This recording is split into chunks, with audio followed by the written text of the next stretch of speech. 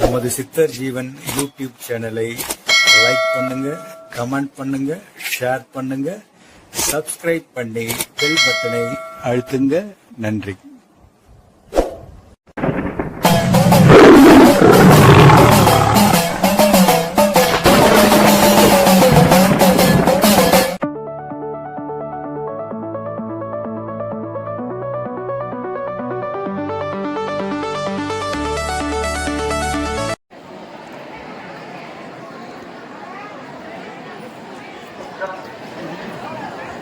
ஐயா கிட்ட ஐயா உட்கார வச்சுக்கிறேன், உட்காந்துங்கிறாரு மழைனால அங்கே ஓரமாக உட்கார வச்சுக்கிறேன்.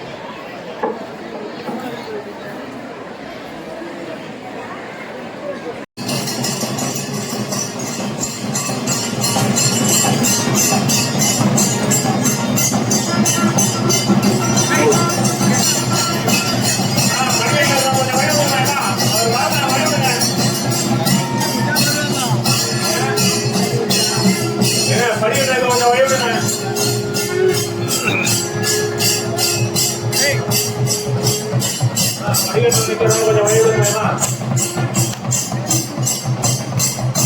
படிக்கிறது கொஞ்சம் வயது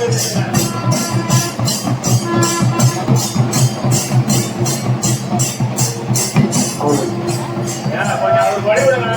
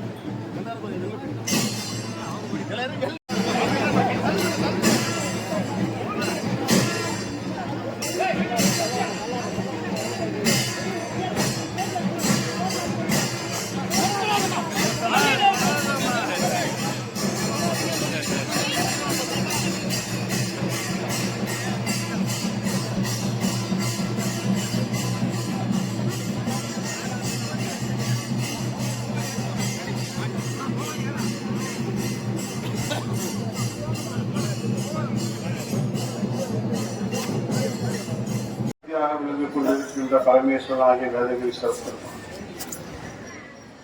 அன்னை மகா திரிபுர சுந்தரிய பெரும் கருணை இந்த 19வது ஆண்டு சித்தர்களின் திருவிழா இறைவனோடு சித்தர்களோடும் அவருடைய ஆசையோடும் தற்போது நடைபெற்றுக் கொண்டிருக்கிறது. யார் இந்த சித்தர் பெருமக்கள்?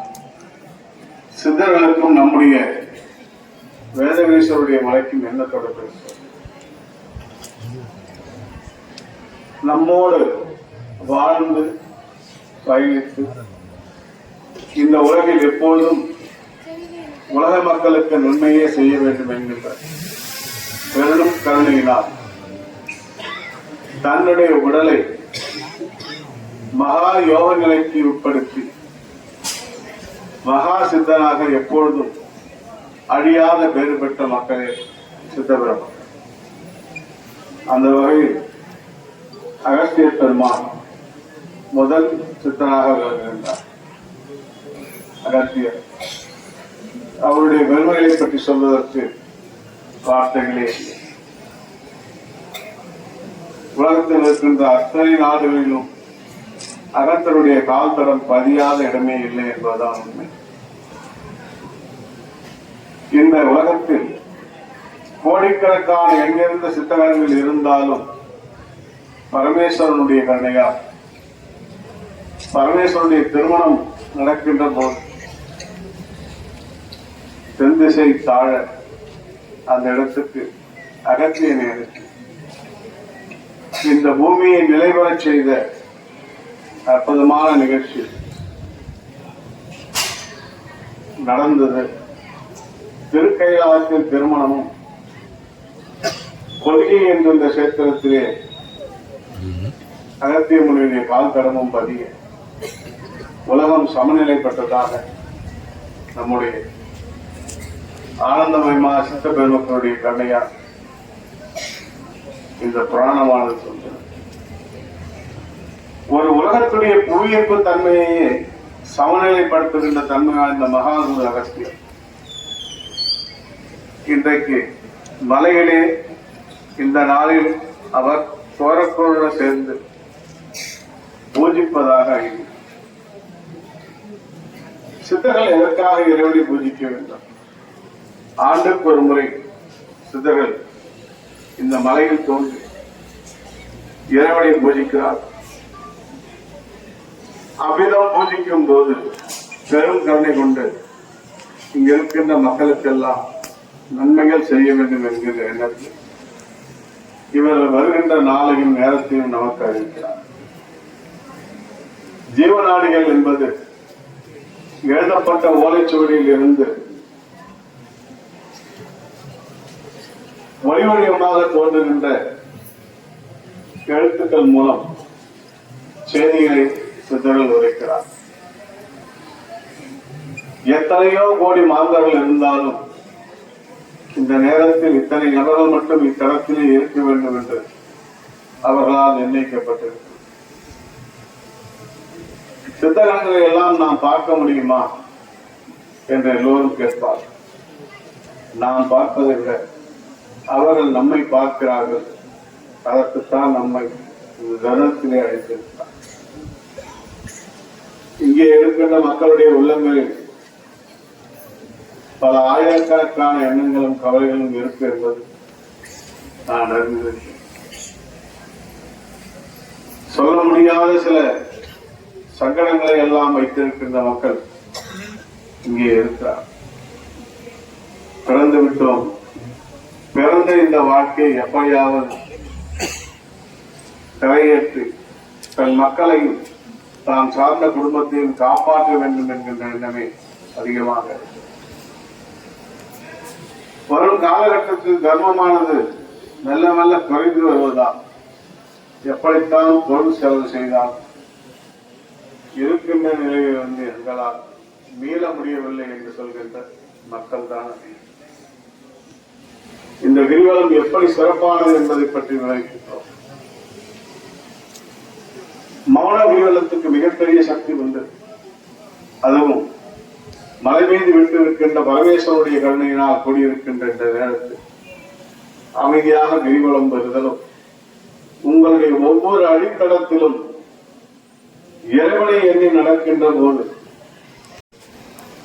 சித்தர்கள் நம்மோடு பயணப்படுகின்ற தருணத்தில் நல்ல ஒளி ஆற்றலை பெற்று நீங்கள் மேடித்திருக்கிறீர்கள். 18 ஆண்டுகளுக்கு முன்னால் நானும் என் நண்பர்கள் மட்டுமே இந்த பயணத்தை தொடர்ந்தோம். இதை உங்களுக்கு சொல்ல வேண்டிய அவசியம் ஒரு காலகட்டத்தில் எனக்கு இல்லாமல் இருந்தது. ஆனால் பயன்பெற்றவர்கள் அதிகமாக இருக்கார்கள் என்பதற்காகத்தான் உங்களை அழைத்து இத்தருணத்திலே கிரிவலம் பாருங்கள் என்று வைத்தோம். உரைப்பது நான் என்றாலும் உரைக்க சொன்னது ஈசன் என்பதை நாங்கள் அறிவோம். இந்த பரமேஸ்வரனை பற்றி அறிந்து தெரிந்து கொள்வதற்கு இந்த பிறவி நமக்கு பத்தாது என்பதுதான் உண்மை. இந்த மண்ணிலே 2 பெரும் நிகழ்வுகள் நடந்திருக்கின்றன. ஒன்று, திருநெல்வேலி மாவட்டத்தைச் சேர்ந்த ஒரு குஷ்டரோகி. அவரை 200 ஆண்டுகளுக்கு முன்னால் இந்த அடிவாரத்தில் கொண்டு வந்து ஒரு வில்வண்டியில் வைத்து அமர வைத்து அவருடைய சொந்தங்கள் எல்லாம் அவரை விட்டு சென்று விட்டார்கள். அவருடைய உடலில் இருக்கின்ற சதைகள் அற்று போகின்ற நிலையில் அந்த மனிதனானவன் உயிர் மட்டும் வந்து கொண்டிருக்கின்ற நிலையில் அந்த வில்வண்டியிலே படுத்துக் கொண்டிருக்கிறார். இந்த மலையை அந்த காலத்தில் கிரிவலம் செய்த மக்கள் எல்லாம் மலை மீது இருக்கின்ற வேதகிரீஸ்வருடைய பெருமையை பற்றி பேசுவதை கேட்டவுடன் மலைவலம் வந்தால் அத்துணை நன்மை என்பதை அவன் கேட்ட பிறகு இங்கே கிரிவலம் வருகின்ற மக்களை பார்த்து அந்த குஷ்ரோகி கூறுகின்றான், இந்த வண்டியை ஒரு அடியாவது என்னை நகர்த்தி கொண்டு போய் சேர்த்து விடுங்கள்.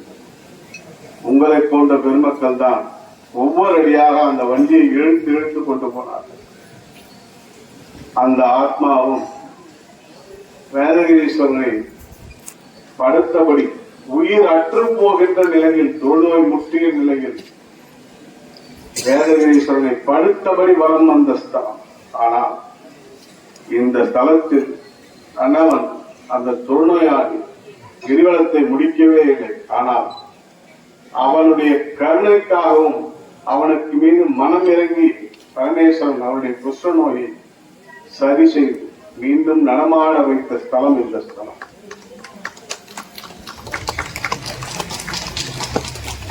இது நம்முடைய புராணத்தில் இருக்கு. அதில் ஒரு அற்புதமான நிகழ்வு அவர் பாடியது கழுதாசல சதகம் என்கின்ற பெயர். மலை மீது இருக்கின்ற ஈசனுக்கு கழுதாசலமூர்த்தி என்று பெயர். கழுகும் அசலமும் சேர்ந்த மலை நம்முடைய. ஓரிடத்தில் ஒரு தாசிக்கு நீ சென்று இந்த மண்ணிலே நீ புண்ணியத்தை கொடுத்து மோட்சத்தை கொடுத்தாய் என்று அவன் பாடுகின்றான்.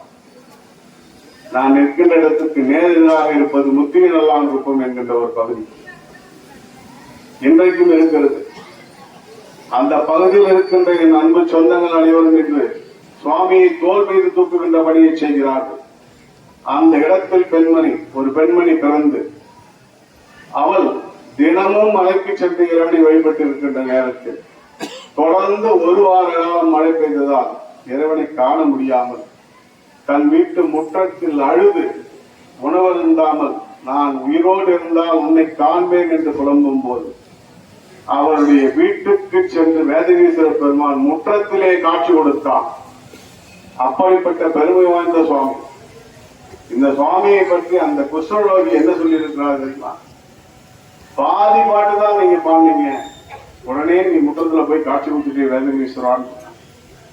இந்த கழுதாசல சதகத்துல 11வது பாட்டு, உனை முற்றுமே புகழாமல் என்று ஒரு வேசி கவிபாதியின் மனைமுற்றமே சென்றாய் அவள் வழிபட்ட சொல் சரிபட்டதே.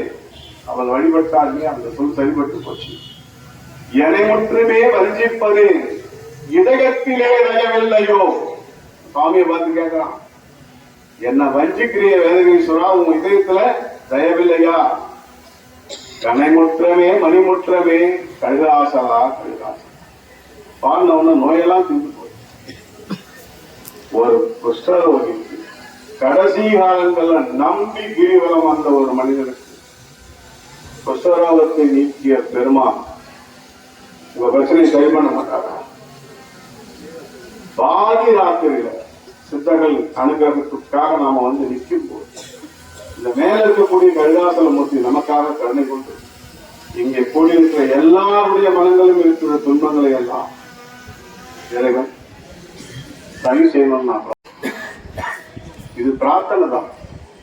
உங்களுக்காக நானும் நமக்காக சித்தர்களும் சேர்ந்து இந்த புண்ணிய பூமியில பிரார்த்தனை பண்றோம். உங்களோடு சித்தர்கள் இருக்கிறார்கள் என்பதை நான் நம்புகிறேன். அருவமாக நம்மளோட இங்க வந்து உட்கார்ந்து நம் தேவைகளை பூர்த்தி செய்யலாம். பிறந்த எல்லா மனிதருக்கும் சங்கடங்களும் பிரச்சனைகளும் உண்டு. யோகி ஆகணும்னா பிரச்சனை தாண்டிதான். நமக்கு தெரிஞ்ச ஒரே ஆயுதம் மலை மேல இருக்கக்கூடிய சுவாமியை சரணாகதி செய்வது. அவனே கதின்னு சொல்லி நாம மலைவளம் வந்தார் அத்துணை சிக்கல்களும் தீர்வதற்கு இந்த கிரிவலம் ஒரு சாட்சியா.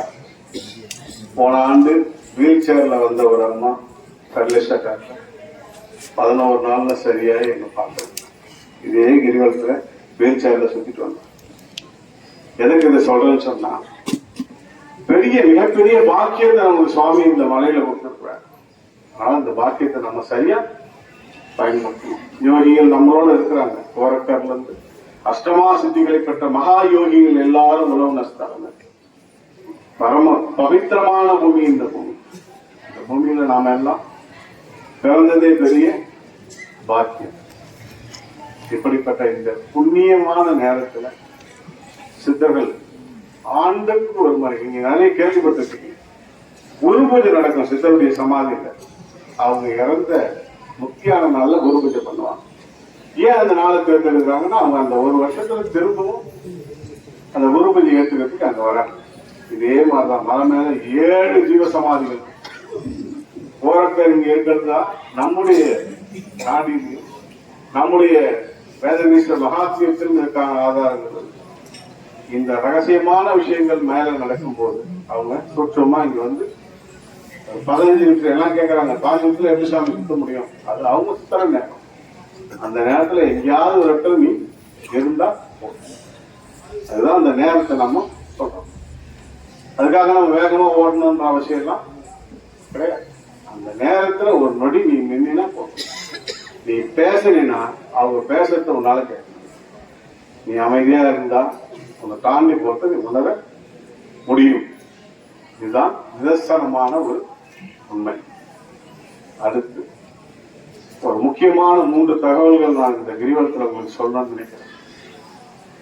முதல் தகவல், தர்மங்கள் நிலை தவறி போயிட்டு இருக்கிற இந்த நேரத்துல உங்க பித்திருக்களுக்கு செய்ய வேண்டிய காரியங்களை எந்த காரணம் கொண்டு விட்டாங்க கண்டிப்பா செய்யும். அமாவாசையில நாம காலகட்டத்துல நம்ம வீட்டுல சாப்பாடு போட்டுருவோம். இப்ப அந்த மரபு போயிட்டு விட்டோம். அதனால யாருக்காவது வெளியில இருந்தா கூட ஒரு சாப்பாடு வாங்கி கொடுத்துட்டு உங்க பித்திருக்களை நீங்க பிரார்த்தனை பண்ணி. 2வது முக்கியமான ஒரு விஷயம், ரொம்ப முக்கியமான விஷயம் இது. ஒவ்வொரு கஷேத்திரத்துக்கும் ஒரு பரிகாரங்கள் உண்டு. சனீஸ்வரன் கோயில் சொன்னா திருநள்ளாறு சிவன் கோயில சனீஸ்வரன் தான் பரிகாரம்.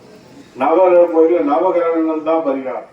நம்ம கோவில கன்னிராசி பரிகார ஸ்தலம்ன்றது எல்லாருக்கும் தெரியும். ஆனா எங்க பரிகாரம் பண்ணது யாருக்கும் தெரியாது. ஆனா இந்த கிரிவலத்தை உங்களுக்கு சொல்ல வேண்டிய கடமை நமக்கு. இந்த மண்ணுல பக்தவத்சலேஸ்வரர் கோயிலுக்குள்ளார இருக்கக்கூடிய மிகப்பெரிய சுவாமியான அகோரமூர்த்தி உள்ள இருக்கிறார். கையில சூலாயத்தோட அகோர முகத்தோட சுவாமி வந்து தெற்க பார்த்து நிற்பார். உள்ள போனீங்கன்னா பார்க்கணும். அவருக்கு அமாவாசை இங்க அபிஷேகம் வந்துட்டே ரொம்ப மனசு வருத்தம்.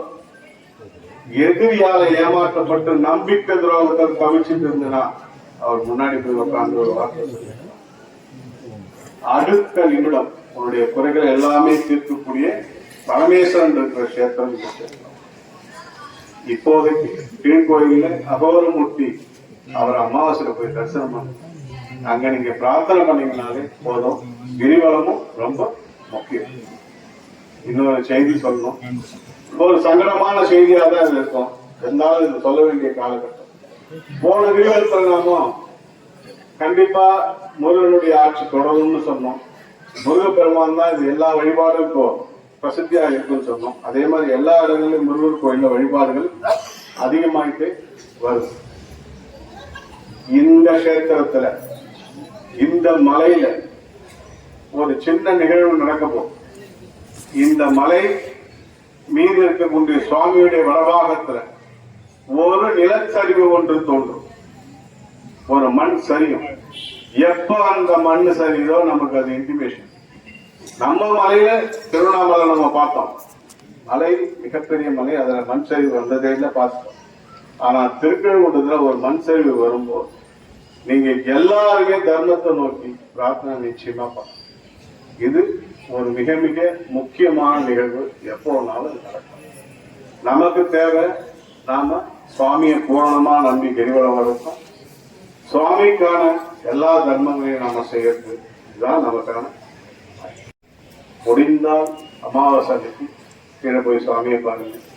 பௌர்ணமியில மேல இருக்கக்கூடிய பரமேஸ்வரனை வணங்கிட்டு சித்தகணங்கள் அவங்களுக்கு எதுக்கு ஒரு நேரத்தை கொடுத்து இந்த குறிப்பிட்ட நேரத்துல நீ கிரிவலம் வா அப்படின்னு சொல்றதுக்கு காரணம் என்னன்னா, ஏதாவது ஒரு வகையில உங்களை சரி பண்ண முடியுமா அப்படின்னு சொல்றேன். நான் கூட வீட்டுல இருந்திருக்கலாம், என் வேலையை நான் பார்த்துருக்கலாம், நானும் ரகசியமா கிரிவலம் போயிருப்பேன். ஆனா நீங்களும் சேர்ந்து வரலாம். நீங்களும் அதை உணர்ந்த ஒரு எண்ணங்களை தான் நாம இதை உங்களோட சேர்ந்து இந்த கிரிவலத்தை நாம ஆரம்பிச்சோம். அதனால நீங்க வந்திருக்கிற நோக்கம் அவருக்கும் தெரியும், உங்களுக்கும் தெரியும். யாரோடவும் நீங்க போய் இந்த பரிமாற்றத்தை செய்ய முடியாது. நீங்க உங்களுக்குள்ளேதான் செஞ்சுக்க முடியும். நீங்களே உங்களுக்குள்ள பிரார்த்தனை பண்ணிட்டு இந்த கிரிவலத்தை தொடருங்க. யாரும் யாரோடவும் பேசாது. ஒரு பாட்டு கேக்குதுன்னா நீ திருப்பி கூட பாடினா அதை கேட்க முடியாது. நீ அமைதியா இருந்தா முழுக்க கேட்கலாம். இப்ப நீங்க அமைதியா கிரிவலம் வந்தீங்கன்னா யோகிகளுடைய தரிசனமும் யோகிகளுடைய பேச்சும் அற்புதமான ஸ்மெல் நிறைய இடங்கள்ல நம்ம வலையில உண்டு. இதெல்லாம் நீங்க வந்து சுவாசிக்க முடியும். இதுதான் அவங்க வந்து போறதுக்கான மிக மிக பரம சந்தோஷமான ஒரு நாள், சந்தோஷமான ஒரு நிமிடம். மிகச்சரியாக 2 மணி 2 நிமிஷத்துல கற்பராத்து நடக்கும். அதன் பிறகு ஆரத்தி முடிஞ்ச உடனே நாம கிரிவலம் செய்ய ஆரம்பிக்கலாம். ஒரு விஷயத்தை மட்டும் நீங்க திரும்ப திரும்ப நல்லா புரிஞ்சுக்கணும். நம்பிக்கைன்றது உங்களை பொறுத்த விஷயம். நீங்க பூர்ணமா நம்பி நீங்க சுவாமி கிட்ட சரணாகதி அடைந்தால் மட்டுமே நாம் நம்முடைய பிரச்சனைகளிலிருந்து விடுபட முடியும். இப்ப பிரார்த்தனை தான் பண்ண சொல்றோம், மற்றபடி வேற எதுவும் இல்லை. மலையில இந்த மலை மட்டும் இல்ல, தமிழ்நாட்டில் இருக்கக்கூடிய ஜீவசமாதிகள் அத்தனையும் வந்து ஒரு நாள் வருஷத்துல வெளிப்படை அந்த நாள் குரு பூஜை நாம கொண்டாடுறோம். அதனால நீங்க எங்க போனாலும் 100 சிவன் கோயில் போறதும் ஒண்ணு, ஒரு ஜீவசமாதி போறதும் ஒண்ணு. ஏன்னா உள்ளுக்குள்ள அவங்க தங்கமயமா அப்படியே உள்ள உட்காந்து இருப்பாங்க. நீ என்ன கேட்டாலும் நீ பண்ண புண்ணியத்துடைய அளவு எடுத்து உங்களுக்கு திருப்பி கொடுப்பாங்க. அதனால சமாதி லிங்க பிரதிஷ்டைகளுக்கு முக்கியத்துவம் கொடுங்க. ஜீவசமாதியான சித்தர்களை தேடி அவங்களுக்கு தேவையான இளநீரோ கற்கண்டோ கொடுத்து வழிபாடு பண்ணுங்க. ஜீவசமாதிகளுக்கு போனீங்கன்னா அமாவாசை நாட்கள்ல போங்க. பெரும் கஷேத்திரங்கள் போனா பௌர்ணமியில போங்க. குலதெய்வத்தை விட்டுறாதீங்க. குலதெய்வத்துக்கு போனீங்கன்னா பௌர்ணமியில போங்க. நிறைய மாற்றங்கள் நமக்குள்ள இதை வந்து கொண்டு வந்து சேர்க்கும். இந்த கிரிவலம் ரொம்ப ரொம்ப உத்தமமான ஒரு கிரிவலமா அமையணும். நான் உங்களுக்காக தான் பிரார்த்தனை பண்ணிக்கிறேன். இந்த பிரிவுல நாம இந்த கஷேத்திரத்துல இத்தனை மணிக்கு நாம சந்திச்சிருக்கிறோம். அடுத்த பிரிவுல சந்திப்போமான்னு தெரியாது. வாழ்க்கை ரொம்ப சின்னது. இருக்கிற சூழ்நிலைகளை அனுசரிச்சு சுவாமி கிட்ட சரணாகதி செஞ்சு தேவையான சிக்கல்கள் வந்து விடுபட்டு எப்பவுமே நீங்க அமைதியாகவும் ஆனந்தமா இருக்கணும்னு நான் பிரார்த்தனை பண்றேன். தொடர்ந்து பூஜை முடிஞ்சவொடனே கிரிவலம். யாரும் யாரையும் தொடாதீங்க. அமைதியா போங்க, நிதானமா போங்க. எந்த பேச்சும் பேசாதீங்க. ஆத்மார்த்தமா சுவாமி கிட்ட போய் பிரார்த்தனை பண்ணிட்டே போங்க. நீ எத்தனை முறை அழைக்கிறாயோ சுவாமிய, ஒரு தடவை கூப்பிட்டா 100 அடி வந்துடுவார். 1000 தடவை கூப்பிடு, 1,00,000 அடி உங்ககிட்ட வந்து நின்றுவார் சுவாமி. இது இன்னைக்கு இல்ல, ஆண்டாண்டு காலமா இதுதான். ஒரு குஷ்டரோகிக்கு போற வரணும் இழுத்து விட்டு கிரிவலம் வந்தவருக்கே புண்ணியங்களை கொடுத்த சுவாமி இந்த பாதுகாத்துல எல்லாத்தையும் விட்டுட்டு வந்து நிக்கிறோம். கண்டிப்பாக என் இறைவன் உங்களுக்கு தேவையான அனைத்தையும் செய்து கொடுப்பான் அப்படின்னு நான் ஆத்மார்த்தமா நம்புறேன். நாம எங்கேயுமே போல, நானும் எங்கேயும் போல, உங்களோடதான் சரி. பரிபூர்ணமா சுவாமியை நம்பி சித்தர்கள் நம்பி இந்த கிரிவலத்தை தொடங்கும். பெரிய சந்தோஷம். நாம இப்போ ஆரத்தி முடிச்சு ரெண்டு எல்லாரும் பிரார்த்தனை பண்ணிக்கலாம். நமக ஓம் அகத்யாய நமக ஓம் அகத்யாய நமக ஓம் அகத்யாய நமக ஓம் அகத்யாய நமக ஓம் அகத்யாய நமக ஓம் அகத்யாய நமக ஓம் அகத்யாய நமக ஓம் அகத்யாய நமக ஓம் அகத்யாய நமக ஓம் அகத்யாய நமக. எல்லாம் வல்ல வேதகிரீஸ்வர பரமேஸ்வரனே, தாயே திருமல சுந்தரியே, உன்னுடைய கருணையால் எங்களுடைய குறையெல்லாம் உன்னுடைய காலடியில் வைத்து பரிபூர்ணமாக சரணாகதி செய்கின்றோம். எங்களுக்கு எல்லா துன்பங்களையும் நீக்கி எங்களுடைய அற்புதமான பிரார்த்தனையை ஏற்றுக்கொண்டு எல்லாம் வல்ல சித்தர்களுடைய பூஜைகளையும் ஏற்றுக்கொண்டு எங்களை காத்தருளுங்கள். பரமேஸ்வரனாகிய வேதகிரீஸ்வரர் பெருமானே, உன்னுடைய திருவடிக்கு நமஸ்காரம். தாயே திருமல சுந்தரியே, உன்னுடைய திருவடிக்கு நமஸ்காரம். அகத்திய மகரிஷியே, சித்த பெருமக்களே, கோடிக்கணக்கான யுகங்களாய் வாழ்ந்து வருகின்ற மகாசித்த புருஷர்களே, உங்களை வணங்கி உங்களுடைய கருணையால் இந்த மகா சித்த கிரிவலத்தில் நாங்களும் உங்களோடு வருகின்றோம். கருணை கொண்டு எங்களுடைய அடிமனதில் இருக்கின்ற ஆழ்ந்த துன்பங்களை உங்களுடைய திருவடியில் சரணாகதி செய்கின்றோம். அகத்யாய நமக அகத்யாய நமக அகத்யாய நமக. தொடர்ந்து கற்பூரார்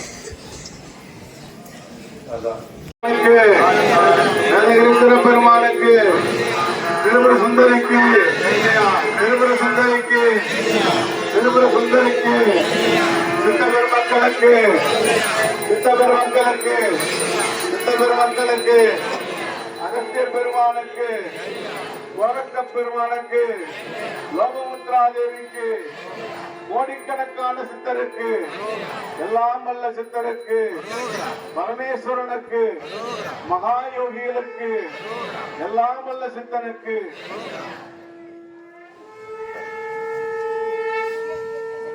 புஷ்பம் வேத புஷ்பவான் பிரஜாவான் மதுமான் பவதே யோதாதஸ்ய வலிகதே அலிகாம் அலிகாம் தன்னோ தேவேரவட்டேயாவாம் சுவிதே சஞ்ஞான விஸ்ராந்துணः ஆதாதௌதகோ நமாதவ்யாஹ்யா శ్యామः ராதரக்தியோத்ரம் உத்வான் அன்யமாரணீயம் ரணீயா அக்னேரின்வாதலாதே நகரதோ நமக்யம் ரலியதே துர்த்தி பிரஜாபிய பரிபாலயந்தாம். रुद्रगौरी गिरेस्पिंगम दूरे दृष्ट्वा शिवात्मकं संसारभय निर्मुक्तः शिव सायुज्यमाप्नुयात् कामात् क्रोधात् लोभात् च अज्ञानातोऽपि वा रुद्रगौर्यां मेघरात् विश्वेश्वराय महादेवाय त्र्यम्बकाय त्रिपुरान्तकाय त्रिकालाग्निकालाय कालाग्निरुद्राय नीलकण्ठाय वज्रन्द्रियाय सर्वेश्वराय सदाशिवाय श्रीमन्महादेवाय नमः. राधादिराजाय प्रदक्षिणायिने नमः. वयं वैश्रवणाय कुर्महे तमेकामाङ्कमहामाय मध्याः रामेश्वरो वैश्रवणोन्दाधु कुबेराय श्रवणाय महाराजाय नमः. सर्वेश्वराय नमः. पूर्णदानन्दपूर्णिरं दर्शयामि.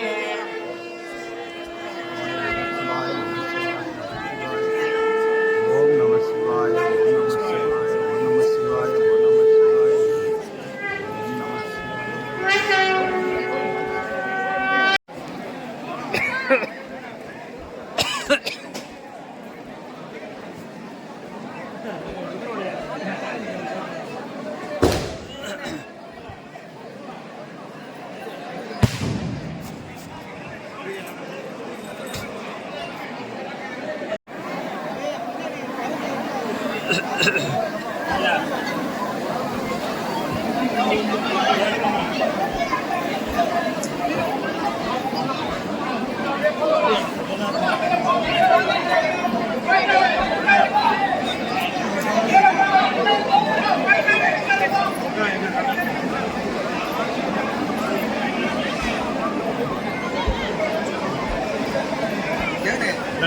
தேடி பார்த்துக்கோ உள்ள இது பண்ணாங்க நான் பார்த்தேன் நல்லா பார்த்தேன்